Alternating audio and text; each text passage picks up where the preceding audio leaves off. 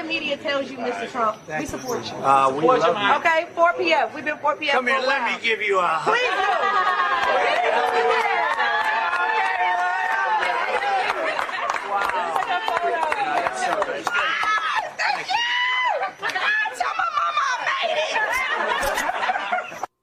Look at the joy. Here to tell us about it is that young woman herself, Michaelah Montgomery. She's also the founder of a grassroots political group to conserve the culture. Michaelah, I've been waiting for this interview all morning. I've been waiting for this my whole life. So thanks so much for joining us. So you told the president when you were hugging him, I don't care what the media says, we support you. Tell me what you meant by that. I am so glad that is the first question you asked me.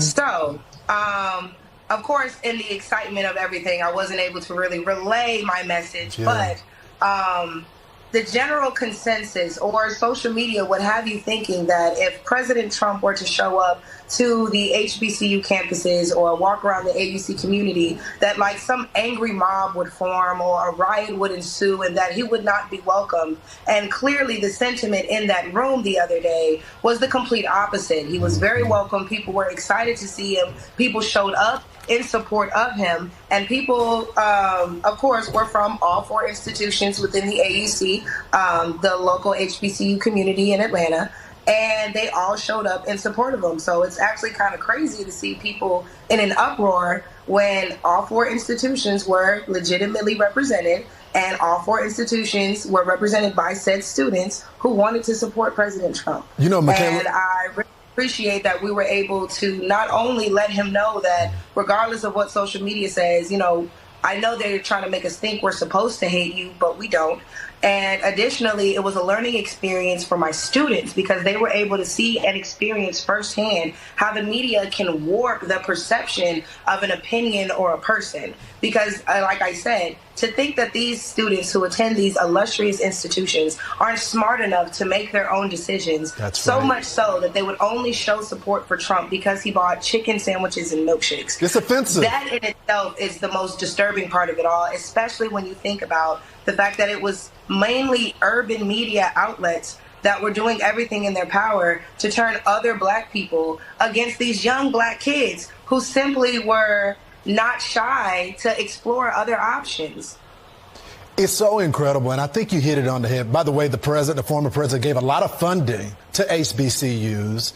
One of the highlights of my childhood was my HBCU tour to figure out what college I wanted to go to.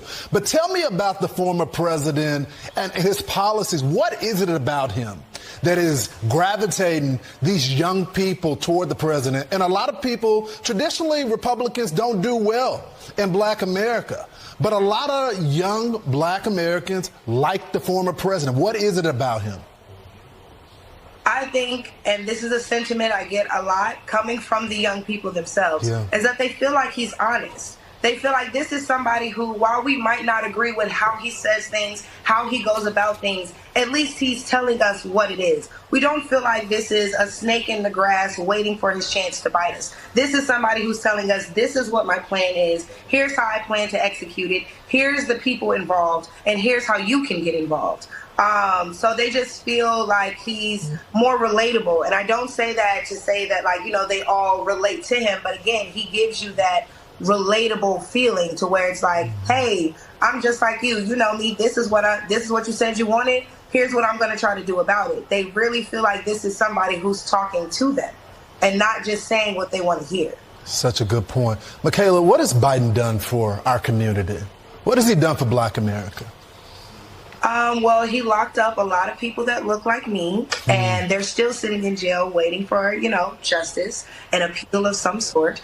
So when it comes to what Joe Biden has done for black America, if we look specifically at his record as a senator, it wasn't something that benefited us at all. If anything, one could argue that he dedicated his entire senatorial career to disrupting the way of life, you know, for black people. He didn't want black kids going to the same school as his kids. He didn't want black people walking on the sidewalk along with his mother and grandmother. So the fact that we ignore these things that were said on the Senate floor, like this is somebody who passed legislation with the sole intent of oppressing a certain community. And we're going to act like that didn't happen, or we're going to act like it can be overshadowed by somebody's comments a few years down the line that made us feel some type of way. Feeling some type of way is completely different when you can feel a certain type of way at home. There's people who are, you know, as of right now, spending the rest of their lives in jail because, you know,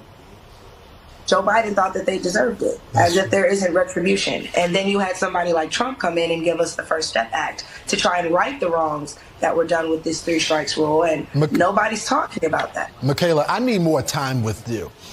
We got to go to You can call me whenever. We'll make it happen. We'll bring you back on, and we'll talk about the president's plan to win more black voters. Michaelah, thank you so much. Thanks for being bold. We'll talk soon. Thank you for having me. You guys have a great day.